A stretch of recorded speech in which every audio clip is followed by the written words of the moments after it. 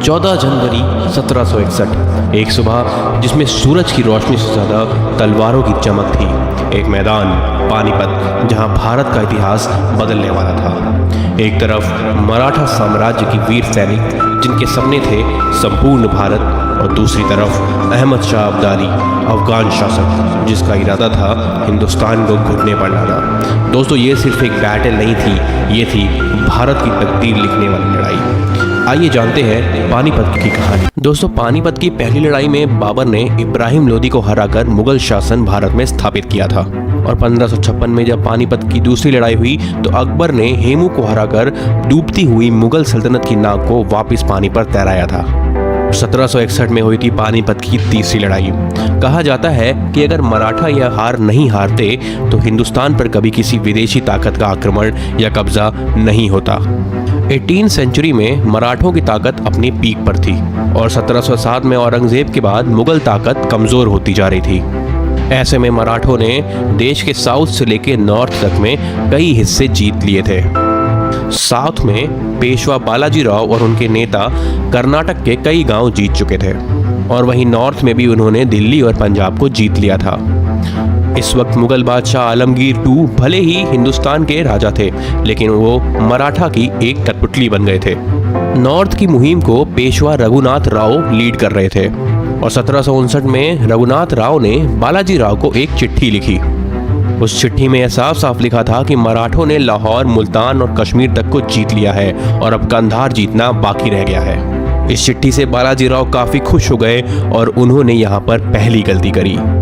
मराठाओं के पास दो बहुत बड़े चैलेंज थे, एक तो नॉर्थ की तरफ अहमद शाह अब्दाली और साउथ की तरफ वहाँ का निजाम। लेकिन बालाजी राव के अंदर पूरे भारत को जीतने की इच्छा थी, इसीलिए कश्मीर जीतने के बाद उन्होंने रघुनाथ राव को वापस बुला लिया निजाम से लड़ने के लिए, और इसीलिए पंजाब के साइड के एरिया में सिर्फ 15,000 मराठे रह गए थे, और उनके सामने अफगान राजा अहमद शाह अब्दाली था। मतलब यहाँ पर मराठे दो पार्ट में लड़ने वाले थे, एक तो साउथ में निजाम और नॉर्थ में अहमद शाह अब्दाली। हिस्ट्री के एक्सपर्ट्स ये कहते हैं कि दो फ्रंट में लड़ना युद्ध बहुत मुश्किल होता है, और जब बात अहमद शाह अब्दाली जैसे लड़ाकुओं की हो जिसने भारत पर 5 बार पहले भी हमला किया है और दिल्ली को 1 महीने तक पूरा लूटा है, तो चैलेंज और भी ज्यादा बड़ा हो जाता है।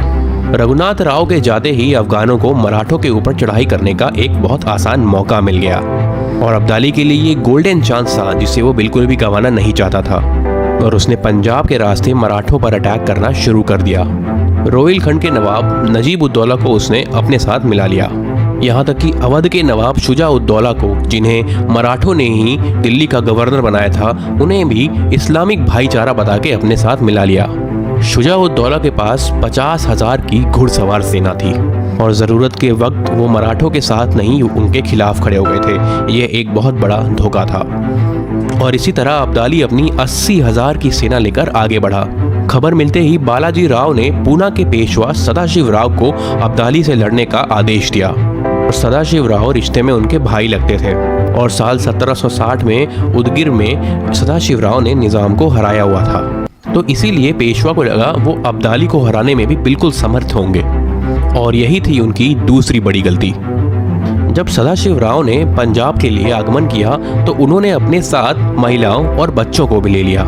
ये एक बेकार डिसीजन था, क्योंकि उनकी स्पीड कम हो जाती है और वो लोग युद्ध लड़ने वाले लोग भी नहीं थे। जाट राजा सूरजमल ने उन्हें कहा भी कि इतने ताम झाम से आगे दिक्कत हो सकती है, उन्हें चंबल नदी के पास छोड़ दो और लड़ाई में उन्हें इसीलिए मदद मिलेगी। लेकिन सदाशिव राव ने इस सलाह को ठुकरा दिया। कहा जाता है कि उनकी 60,000 की सेना के साथ करीब 1 लाख ऐसे लोग थे जिन्हें युद्ध लड़ना भी नहीं आता था। ये फैमिली मेंबर्स के साथ साथ तीर्थ यात्रा पर निकले हुए लोग भी थे। आगे उन्हें इब्राहिम खान गर्दी का भी साथ मिला, जिसके पास फ्रांसीसी राइफल, तोप और फ्रांसीसी आर्मी से ट्रेन जवान भी थे, और सदाशिव राव को इन पर बहुत ज्यादा भरोसा था। इसलिए जैसे ही सदाशिव राव और उनकी सेना आगे बढ़ी, धीमे धीमे उनकी संख्या भी बढ़ती गई। लेकिन दिल्ली इनके फेवर में नहीं थी, क्योंकि मराठों का बढ़ता हुआ कद उनके लिए एक चिंता की बात थी। रोहिलखंड के नवाब नजीब उद दौला, जिसने खुद मराठों के सामने सरेंडर किया हुआ था, उसने खुद मराठाओं से लड़ने के लिए अहमद शाह अब्दाली को न्योता दिया था। अब जब सेना दिल्ली पहुंची तो यहीं से युद्ध की शुरुआत भी हुई।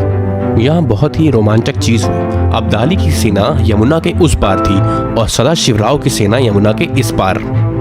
पहले पहले तो मराठाओं को जीत मिली। हरियाणा के कुंजपुरा में उन्होंने अब्दाली के किले को ध्वस्त कर दिया और इस किले को ध्वस्त करने के बाद वो फिर पानीपत की ओर बढ़े।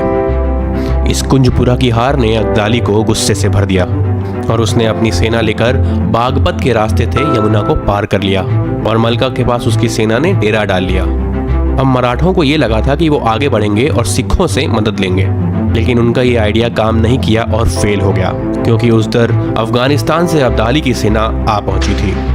अब मराठे हर तरफ से घिर चुके थे, ना तो वो दिल्ली जा सकते थे, ना ही पीछे हट सकते थे। और यहाँ पे ऐसा हुआ कि पूरी की पूरी मराठा फौज पानीपत में ही फंसी रह गई। धीरे धीरे में खेमे में पानी और खाना खत्म होने लगा और वहीं दूसरी ओर अब्दाली की सेना को नजीब-उद-दौला खाना और पानी टाइम से टाइम पहुंचा रहा था। सितंबर 1760 में सदाशिवराव ने पेशवा को मदद के लिए एक चिट्ठी भी लिखी। पेशवा ने भी मदद पहुंचाने की बात कही, लेकिन ऐसा हुआ नहीं। उनके खेमे के घोड़े भूख से मरने लगे। ऐसे मामले में सैनिकों ने सदाशिवराव के पास जाकर आर या पार लड़ने की लड़ाई की बात करी और इसी तरह 14 जनवरी 1761 को मकर संक्रांति के दिन सदाशिवराव की सेना ने पानीपत की लड़ाई की तरफ आगे बढ़ना शुरू कर दिया। उधर अब्दाली की सेना ने आधे चांद के शेप में कूच करना शुरू किया। युद्ध की शुरुआत में तो अब्दाली की सेना के पांव उखड़ गए थे, क्योंकि इब्राहिम गर्दी की ट्रेंड सैनिक तोपों और बंदूकों से उन्हें पछाड़ रहे थे। लेकिन ये अटैक ज्यादा देर नहीं चल सका। चारों तरफ से घिरी मराठा सेनाओं के पास अब्दाली ने पीछे से और सैनिक भेज दिए और फिर यहीं पे हुई तीसरी और फाइनल गलती।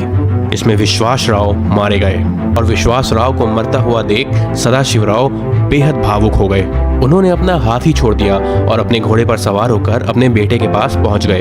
और जब मराठा सेना ने देखा कि भाऊ अपने हाथी पर नहीं है, तो उस सेना में खलबली मच गई और इसके बाद तो अफगान सेना ने कोई कसर नहीं छोड़ी और शाम के 4 बजते बजते जंग खत्म हो गई।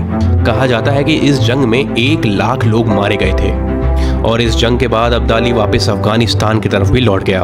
कई हिस्टोरियंस का ये मानना है कि दक्षिण और उत्तर में एक साथ लड़ाई लड़ने की कीमत मराठाओं को चुकानी पड़ी। पानीपत की लड़ाई में अगर अब्दाली की हार हो जाती तो हिंदुस्तान पर दोबारा किसी विदेशी ताकत का कब्जा नहीं हो पाता। आगे चलकर मराठा ताकत वापस से उठ खड़ी हुई थी, लेकिन पानीपत की हार ने हिंदुस्तान की गद्दी उनसे छीन ली थी। तो दोस्तों, ये थी कहानी पानीपत के तीसरे युद्ध की। अगर आपने आज कुछ नया सीखा तो इस वीडियो को लाइक कीजिए, इस चैनल को सब्सक्राइब कीजिए और हमें बताइए कि आपको अगली वीडियो कौन सी चाहिए। धन्यवाद।